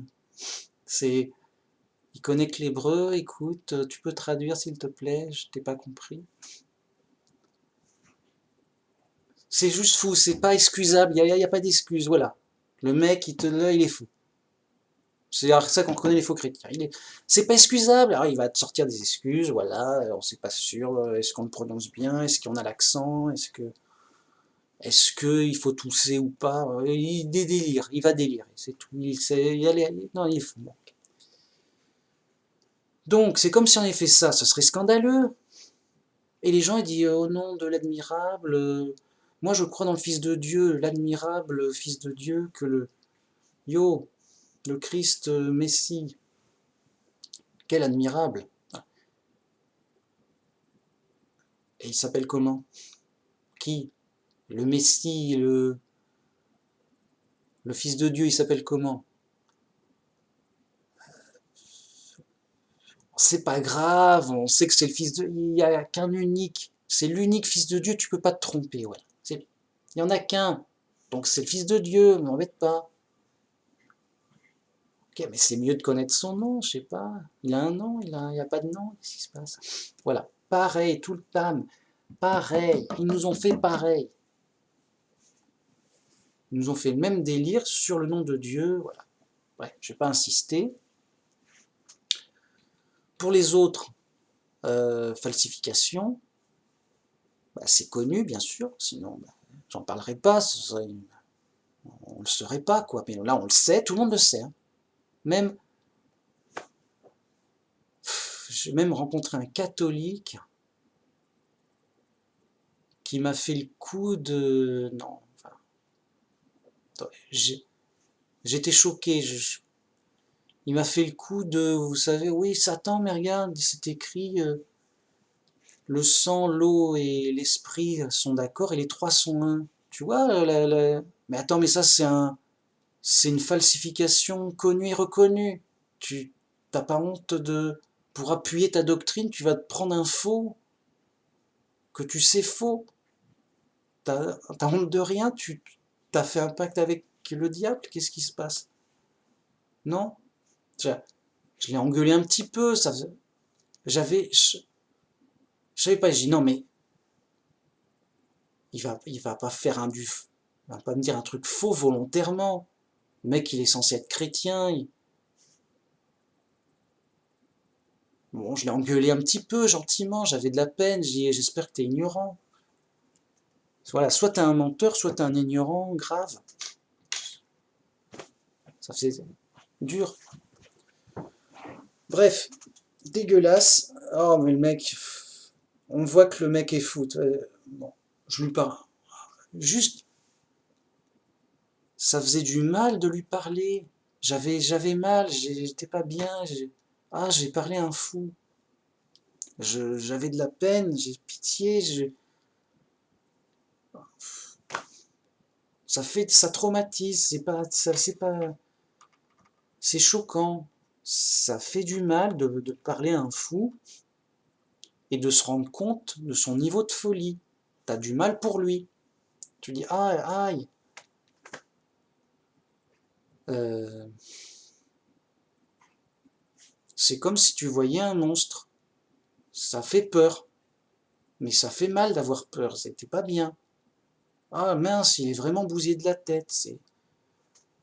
Aïe, c'est dommage. Ça fait mal. Le mec, il a grave. Bon, bref. Rien de dégueulasse. Alors, j'en étais où? Bon. En tout cas, tout ça, on peut se dire c'est des détails, machin, oui, bon. Enfin, c'était juste pour montrer que la Bible a été falsifiée, ça peut se falsifier, bon, voilà. Pas un problème. Alors, heureusement, c'est sur des petits trucs annexes, même si ben, ça a toujours des dégâts. Par exemple, les deux autres à part le nom, enfin même ces trois falsifications, elles jouent beaucoup pour la confusion par la Trinité. Et de ça, vous voyez, ça fait des dégâts d'une façon ou d'une autre. Et ça va dans le sens de la Trinité. Ça joue vraiment de la confusion.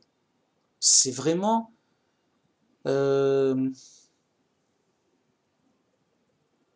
blessure. Tu n'as pas tué le mec, mais tu l'as blessé, quoi. Ça fait mal.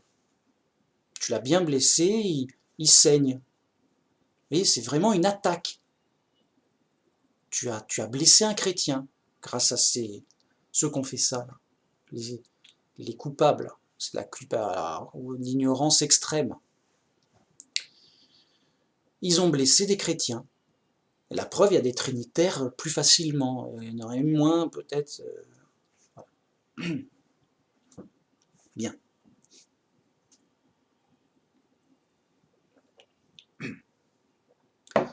Voilà, bah aujourd'hui, j'ai fait le tour. Je ne vais pas en rajouter une tonne. De toute façon, on ne va pas changer le faux christianisme. On ne va pas changer les fous. On ne peut pas. Tout ça, c'est juste pour la gloire de Jéhovah, aider ceux que ça peut aider. Je sais pas, j'espère. en tout cas proclamer la vraie foi, donner la vraie doctrine, dénoncer les fausses doctrines et les erreurs, avec de préférence, même obligatoirement, des preuves et des arguments, pas juste comme un fou, quoi, qui délire.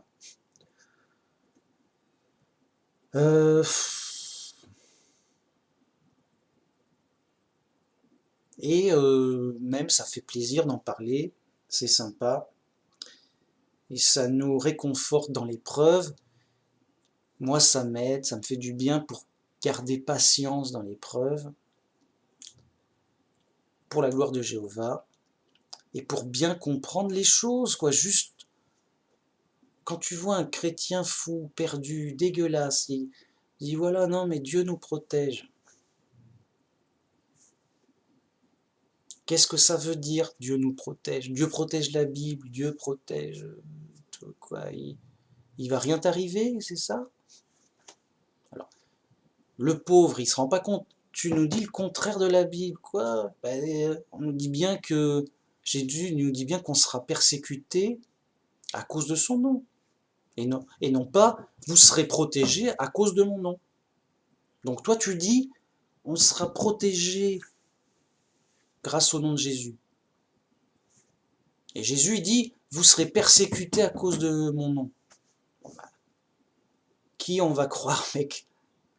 À un fou qui délire et qui dit le contraire de la Bible, ou la Bible?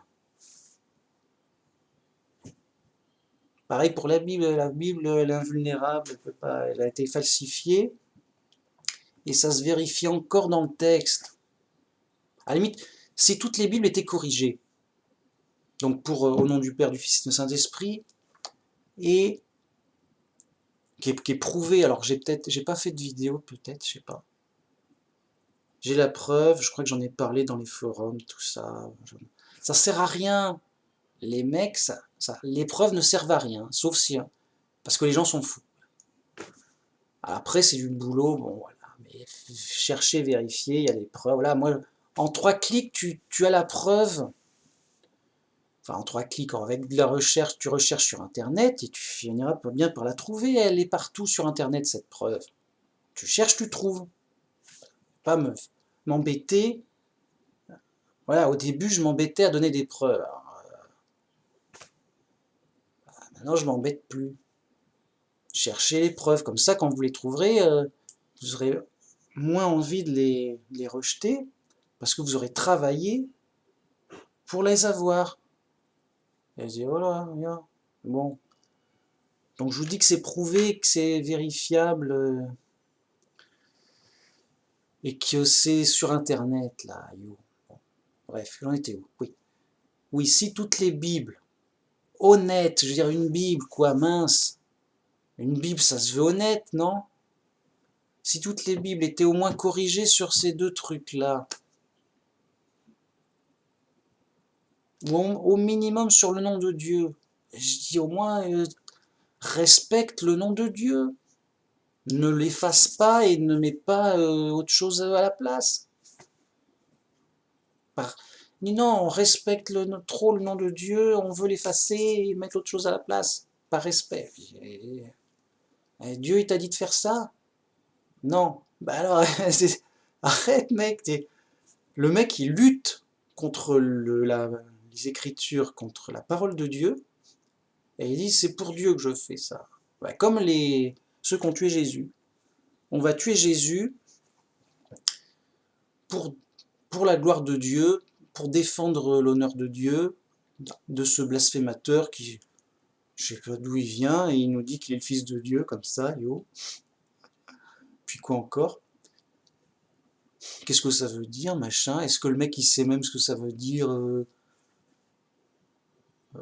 simplement, quoi? Vrai, quoi il aurait dû traduire ce qui veut dire, qu'il a dit, qu'est-ce qu'il a dit? Enfin, s'il a, voilà. Il est accusé d'avoir dit qu'il est le Messie et le Fils de Dieu.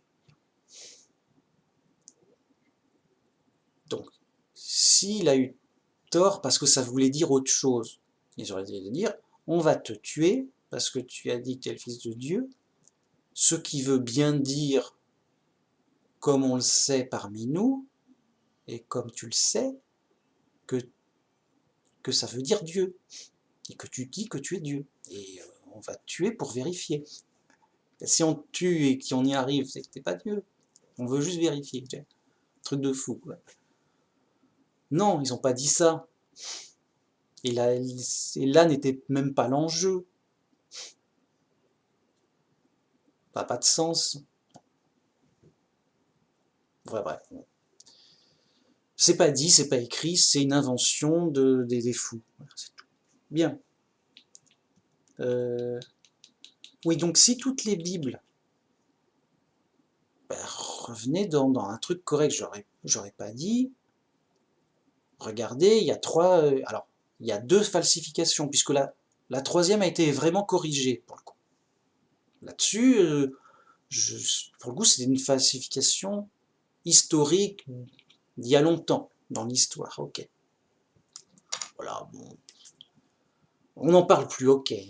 C'était l'Inquisition, c'était dégueulasse, les mecs étaient fous, c'était un... Bon, ok, n'en parlons plus.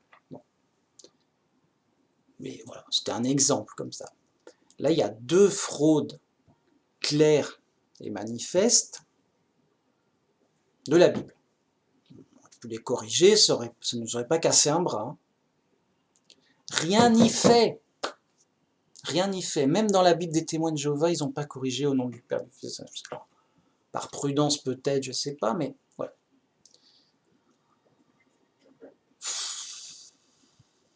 Ok, dommage.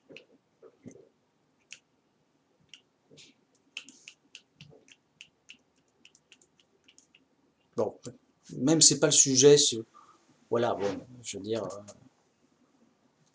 comment dire, parce qu'en fait ça prouve rien.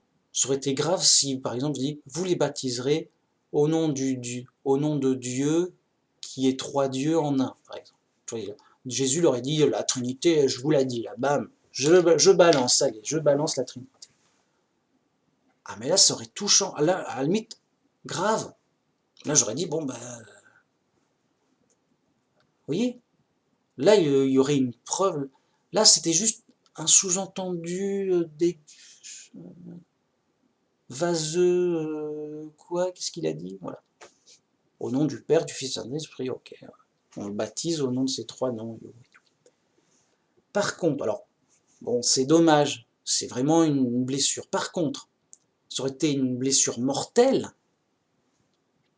si le falsificateur avait écrit à la place, vous les baptiserez au nom du seul vrai Dieu qui est en 3 personnes en même temps, par exemple. Voilà. Un truc qui fasse vraiment une explication de la Trinité. Et on se dit, oh mince, il y a un seul Dieu en 3 personnes. Il nous l'a dit, là, Jésus nous le dit. Nous croyons à un Dieu en 3 personnes. Ce serait clair, là. C'est dans le cœur, un coup, une flèche dans le cœur, mortelle. Ah là, je dis non, là, mec, faut choisir son camp. Là, mec, non. Là, il faut enlever la falsification ou pas. Mais à un moment, soit tu es trinitaire, soit tu l'es pas, quoi. Soit tu es faux, soit tu es vrai. À un moment, tu choisis tout. Voilà, tu choisis où tu vas, quoi. Tu vas pas te dire je suis pas trinitaire, mais avec une Bible trinitaire. Donc, ouf, on a une Bible unitarienne. On n'a pas à faire ce choix. Voilà. C'est les autres qui sont fous, ils disent attends, t'as une Bible unitarienne, comme tout le monde, et t'es trinitaire, comment t'arrives? Oui, ne t'inquiète pas, il faut décoder tout ça. Voilà. Bon, le mec est fou, ok. Mais s'il avait une preuve directe, bah attends, mais mec, Jésus te dit que Dieu est 3 en 1, te le dit, quoi, mince, qu'est-ce qu'il y a? Il est oh, mec, tu sais lire? On nous dirait ça. Vous voyez, la gravité grave dingue que c'est. Et c'était presque le cas pour la falsification de 1 Jean, je sais plus quoi. Les 3 sont 1, comme ça. Et les trois sont, hein, yo. Alors, c'était évoqué parce que c'est... Non, mais il parle du sang, de l'eau et de l'esprit. Ouais, yo, d'accord, mais bon, on n'est pas à l'aise. Heureusement que c'est parti, parce que c'était vraiment dégueulasse. Donc, vous voyez la gravité que ça peut prendre une falsification. Là, on a juste des blessures douloureuses. Ça fait mal, ça pique. Ça pique, ça fait saigner même. Ils ont fait oublier le nom de Dieu quand même. Ils ont mis des trucs pour partir en délire sur la Trinité quand même. C'est grave. Bon. Mais c'est suffisamment vaseux pour que le chrétien ignorant, bon, il s'y attache pas, quoi. Ça n'a pas de consistance. Ça fait juste une blessure, ça saigne, bon, tu mets un pansement, ok. Mais s'ils avaient fait un truc bien plus grave, donc de la Trinité mortelle, dégueulasse, claire, là, blessure mortelle, ça aurait été une horreur sans nom. Sans nom. Ça aurait été horrible. Blessure mortelle. Grave. C'est comme si on disait, voilà, un mensonge, mais sur un point important de la Bible. Comme si on disait, voilà, bah, Jésus, là, il n'a pas été ressuscité. Non, je vois, non. Et Paul dit, mais si Jésus n'est pas ressuscité, notre foi est vaine, inutile. Vous voyez ? Donc, vous voyez, c'est un point super important. Bien. Donc, si on était comme les musulmans, non, mais Jésus, c'est pas clair, yo, en mode yo, on sait pas trop. Il n'a pas été ressuscité, non. Il n'a pas été tué, donc ressuscité, voilà. On préfère pas yo, en mode yo. Alors, ils sont pas chrétiens, donc ça les engage pas, ils s'en foutent les mecs. En fait, ils s'en foutent. Ça les engage pas, ils sont pas chrétiens, c'est des antichrists. Donc, en tant qu'antichrist, bah, ils font leur boulot d'antichrist. Ouais, non, c'est falsifié, c'est faux, quoi. Jésus, non, il a juste dit bonjour, au revoir, il n'y a rien à voir. Circuler, il n'y a rien à voir, voilà. Bon. Si je devais résumer le message des musulmans, c'est Jésus a dit circuler, il n'y a rien à voir. C'était un petit rappel en mode yo, je fais que passer, je ne sers à rien. Bien. Ok, salut. Alors, pour le coup, c'est sûr qu'ils sont pas chrétiens, les mecs, ils s'en foutent du christianisme. Réellement, ils s'en foutent. On s'en fout, mec, c'est falsifié. Pourquoi ? Parce qu'on n'est pas d'accord avec ce qu'ils disent, bien sûr. C'est différent, voilà, on n'est pas d'accord. Non. De toute façon, voilà, ils ne croient pas du tout en la Bible. Je veux dire, ils croient que dans le Coran. Donc, voilà, tout est dit. Dire, voilà, bah, moi je crois dans le Coran, et donc, bah, je ne crois pas dans la Bible. La Bible, si elle est différente, voilà, c'est faux. Et moi, je dis l'inverse. Moi, je crois dans la Bible et pas dans le Coran. Donc, si dans le Coran, c'est pas comme dans la Bible, bah, je dis le Coran, c'est faux. C'est une autre religion. Voilà. Donc, ils ont une autre religion. Ils sont antichrist. C'est tout. C'est leur liberté. Voilà, ils sont libres. Dieu jugera. Voilà. On verra. Bien. Vous voyez, ils seraient dans leur rôle d'antichrist. On est dans notre rôle.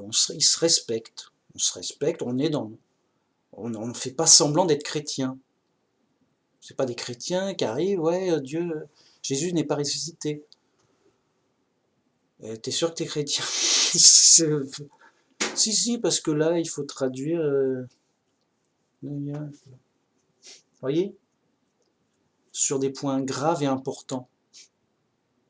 Eh ben, je pensais à un mec que j'ai rencontré. Alors, il se dit chrétien, même pas. Il dit, je suis pas chrétien, d'accord. Il se dit suivre la Bible avec l'évangile. Il se dit disciple de Jésus, voilà, en mode yo. Bon. Tu sais, déjà le mec, il est pas net. Bon, il veut pas se dire chrétien, on ne sait pas pourquoi. Ok, pas net. Mais qu'importe, il est libre, voilà. Et il se dit, non mais Jésus s'est pas sacrifié pour nous sauver. Alors il s'est sacrifié pour quoi? Non, il s'est pas sacrifié, il s'est juste fait tuer par des méchants comme ça. Yo. Ah mince. Et c'est pourquoi? Non, mais c'est tout, pour montrer qu'il est fidèle jusqu'au bout, et bon, bah, il a eu des ennemis, ils l'ont tué, voilà. Ça peut arriver, c'est moche. Ah, c'était pas prévu, rien, non, bah voilà. Ça sert à rien, c'est juste comme ça, il s'est fait tuer comme ça. Ouais, ouais. Non, mais quand même, tout l'évangile nous dit le contraire quand même, non? Ça dépend comment on l'interprète.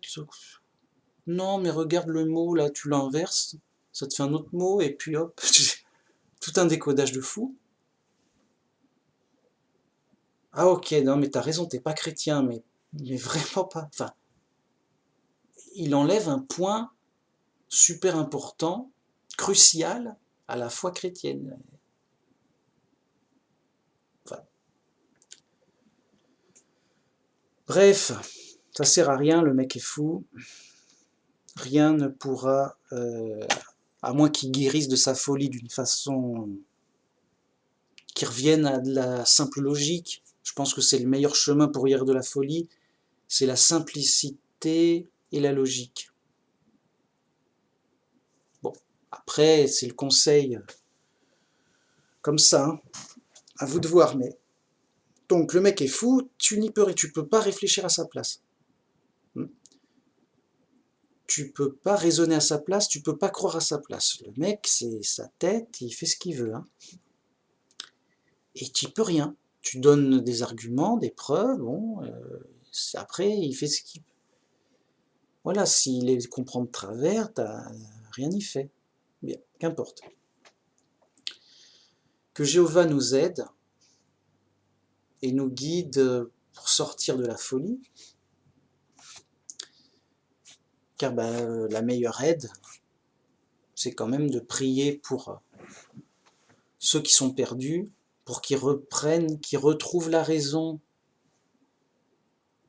qu'ils retrouvent leur esprit, qu'ils sortent de la folie. Voilà. Il y a un truc à comprendre. Si quelqu'un est fou, on ne va pas le punir. Voilà. Quelqu'un me dit 1 + 1 est égal à 3. Mais vraiment, sincèrement. Je ne vais pas le punir. Il se trompe de bonne foi, bon, mais il est quand même puni par sa folie.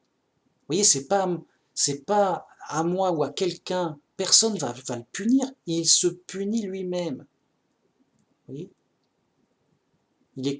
c'est comme quelqu'un qui ne voit pas, il est déjà puni d'être aveugle. Pas besoin de le punir, les aveugles, ils sont déjà punis de leur cécité. Donc, les gens qui sont fous, ils sont déjà punis de leur folie. Vous voyez, la folie, c'est déjà leur punition. Il n'y a pas besoin de les engueuler ou de les punir parce qu'ils sont fous. Ils sont déjà punis. Leur folie leur fait faire et leur fait dire n'importe quoi. Ils sont dans une prison démoniaque. Ils sont dans les ténèbres, dans un chaos dans leur esprit. Ils n'ont pas leur tête, ils sont déglingos, ils sont tagada. C'est vraiment horrible. On a de la peine, c'est vraiment choquant, ça fait pitié. Ils sont déjà dans un état de misère d'esprit. C'est la misère d'esprit, il y a le pauvre. C'est comme si on lui avait tiré une balle dans la tête, mais pas d'une certaine façon pour pas qu'il meure, mais ça lui dérange l'esprit, il est là un peu, il a une grosse blessure. On sent qu'il a plus sa tête, il est encore vivant, mais il est déglingué de la tête. Il a reçu une balle qui est... il en est pas mort, mais qui est mal passé, que ça lui déglingue la réflexion. Il est là un peu comme un mort-vivant, quoi. Donc, le mec, il me dit 1 + 1 est égal à 3.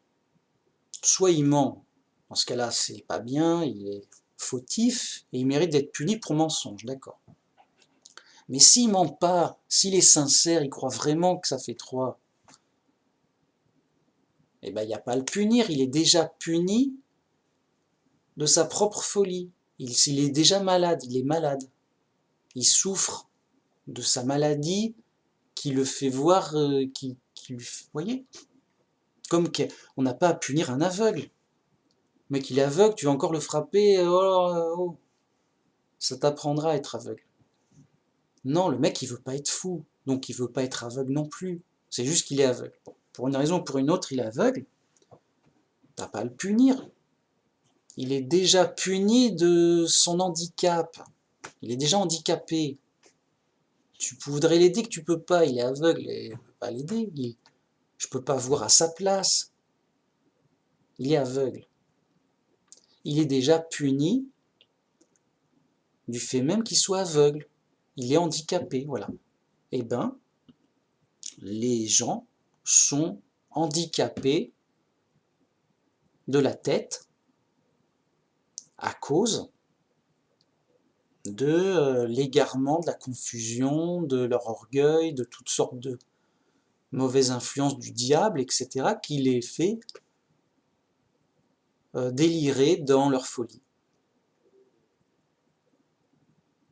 Et l'enjeu, c'est qu'ils arrivent, grâce au chemin de Jésus, dans un chemin de simplicité, d'humilité et de logique, et grâce à Dieu, de guérir et de sortir de la folie du monde. Et après, tout s'enchaîne logiquement. Oui, bah, j'étais aveugle, maintenant je vois. Et ben, pareil, avant j'étais fou, maintenant je suis sage. Je ne suis plus fou. Grâce à Dieu. Bim, c'est tout. Et donc, ben voilà, ça va faire... Je voulais pas faire 2 heures, mais c'est plus fort que moi. Voilà, les gens sont dans un état pitoyable. Alors, s'ils sont athées, c'est même pas la peine. Les mecs sont... Ils le disent eux-mêmes, l'homme est un animal. Voilà. Je reprends la formule des athées, c'est comme si c'était des animaux. Tu vois un athée qui se balade, c'est comme si tu avais une sorte d'autruche ou de caribou qui se balade comme ça, et écoute, tu le laisses passer, c'est un animal, et il a le droit de vivre, sérieux. Le mec, c'est un animal, quoi. Enfin, c'est pas un animal, mais c'est comme un animal. Voilà, tu peux rien en faire. Le mec, il a pas d'esprit. C'est un animal, il va chercher à manger à droite à gauche, c'est tout. Bon. T'as pas de discussion de sagesse à avoir. Bon. Ok. Ensuite, tu as les païens, les mecs dans le New Age ou Antichrist, les mecs dans des autres... Voilà. Bah, les mecs, ils sont un peu déboussolés. C'est comme si tu voyais un fou qui divague. Le mec a pas son esprit, il divague. Bon, il est vraiment en délire, tu peux rien en faire, quoi. Bon. Après, tu as des faux chrétiens. C'est le mec, il a l'air d'avoir compris des choses, mais il n'a pas les bases du langage, quoi. Il peine à comprendre les mots simples, quoi. Tu lui dis d'aller à droite, il va à gauche, quoi. C'est comme s'il était ivre, il avait trop bu, voilà. C'est une sorte de folie, mais plus dans l'ivresse. Le gars, il a trop bu, alcoolique à vomir, tu peux rien en faire. C'est-à-dire, oui, attends, la Bible, elle te dit, il te vomit sur la Bible. Oh non, mais attends, mais écoute, ça va être simple. Juste, il a trop bu, il a la tête qui tourne, et tu peux rien en faire. C'est un faux chrétien dégueulasse. dangereux, souvent, enfin des fois. Non, les gens n'ont pas leur esprit, ils sont fous.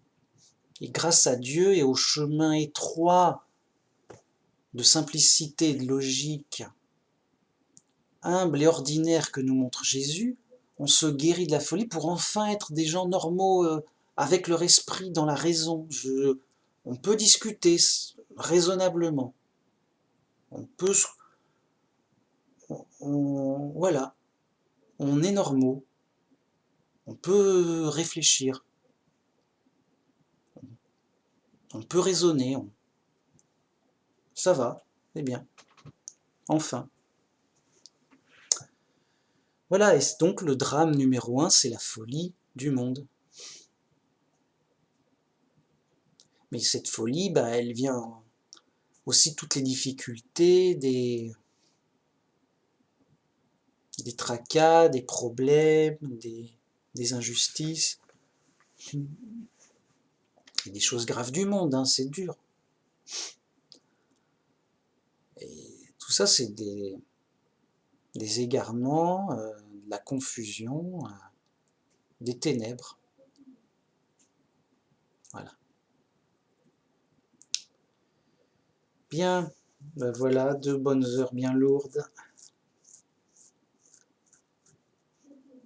Bien lourdingue. Normalement, ça doit faire fuir les touristes. Moi, je m'étonne, j'ai des gens, ils regardent mes vidéos, il y a un catholique, je regarde toutes tes vidéos. Mais t'es pas d'accord, pourquoi tu regardes mes vidéos si t'es pas d'accord? Ça m'occupe, ça fait du bruit, j'aime bien. Ça te fait quoi? C'est quoi ce délire? Moi, ça me surprend. Je pensais que les gens, ils regarderaient 2 heures de vidéo, mais pour peu qu'ils suivent l'argumentation, s'intéressent aux preuves, et qu'ils trouvent que ça colle, qu'il y a un intérêt, je sais pas. Je pensais pas qu'on puisse regarder mes vidéos pour être contre. Ou pour ne pas... Enfin, je veux dire, ça doit pas être drôle, je sais pas, je comprends pas. Je croyais que ça ferait fuir les touristes ou les opposants. Qu'on ne saoulerait pas avec des... Mince. Bon. Comme quoi, il y a des gens bizarres et... Il y a de tout, quoi. Mais bon, c'est comme ça, c'est bizarre, ouais. On est dans le chaos. On est dans le chaos, donc... Il y a de tout, ça va dans tous les sens. Tu peux rien prédire, tu peux rien prévoir, ça change tout le temps, c'est la foire fouille. Bien. À nous de ne pas nous laisser tenter et aspirer par ce chaos et à revenir à une certaine, comment dire, solidité d'esprit pour rester dans des choses ordonnées, claires, précises, rangées, pour avoir toute sa tête, garder toute sa tête dans ce monde de fous. Ça aussi, ça fait partie de l'épreuve et des enjeux. Garder sa raison malgré la folie ambiante.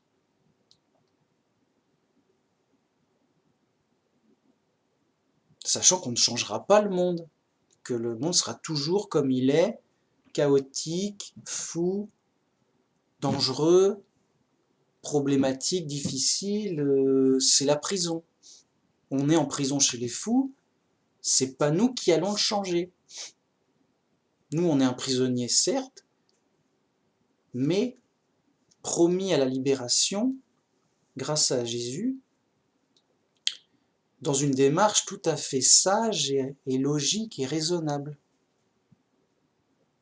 Et donc, le premier bénéfice et la première aide de Dieu, c'est la sagesse, c'est qu'on ne soit pas fou. Dans la prison des fous, nous sommes les prisonniers pas fous, sages, normaux. Mais on reste chez les fous, c'est dur. Mais c'est la première récompense de Dieu, c'est de nous guérir de la folie et qu'on retrouve notre esprit en pleine sagesse, bien clair, bien ordonné, bien logique, propre. On sait de quoi on parle, les mots ont un sens en vérité. On parle vrai, simplement vrai, du simple vrai. Voilà, et on ne sait pas comment le dire tellement. On n'est plus dans de la divagation folle et fausse, délirante, etc. Et ça, c'est l'une des récompenses et de l'aide de Dieu grâce au chemin de Jésus, grâce à Jésus, pour être dans la pleine vérité et bien tout comprendre. Quand tu as la pleine vérité, tu as tous les éléments pour comprendre. Tu comprends. Quand tu es dans le faux, bah tu comprends pas. Tu es dans l'illusion, tu es dans le faux, quoi. Et donc tu comprends faussement les choses. T'as pas compris. Tu es dans le faux. Tu es fou. Voilà. Voyez ? Et donc, voilà le chemin étroit. Un chemin de réalité, où on revient à la réalité. Un chemin où on comprend bien la réalité, bien les choses. Et un chemin de clair, ordonné, logique.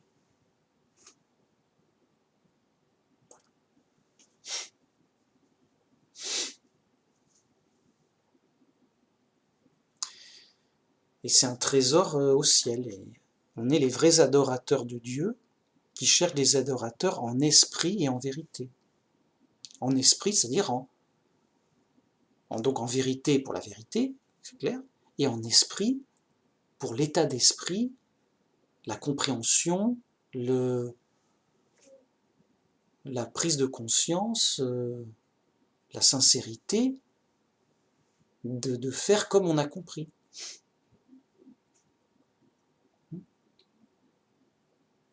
Voilà.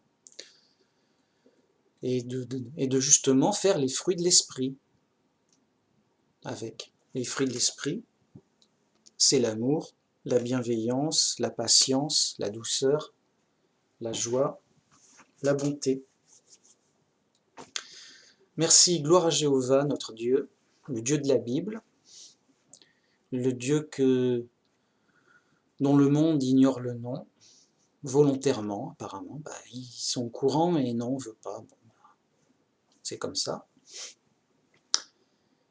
Et que Dieu nous guide et nous délivre du mal, donc, de cette prison,